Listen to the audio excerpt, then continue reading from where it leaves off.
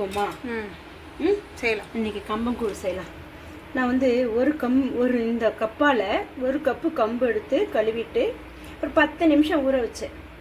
10 நிமிஷம் ஊற வச்சுட்டு இப்போ இந்த களி செய்யறதுக்கு ரெடியாக ஆயிடுச்சு. இப்போ இந்த கம்பை என்ன செய்யலாம், குக்கரில் போட்டுட்டு இப்போ வந்து தண்ணி அந்த கப்பால் நான் கம்பு போட்டேன்னா அந்த கப்பால் 4 கப்பு தண்ணி ஊற்று.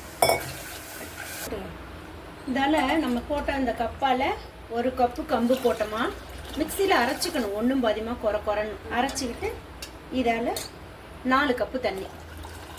ஓகே, அவ்வளோ. இப்போ இதனால் இந்த கம்பு சாதம் நம்ம கஞ்சி வேகிற பதத்துக்கு இது மாவல்லி கம்பு அரைச்சி வச்ச கம்பு இதில் ஊற்றணும்ல.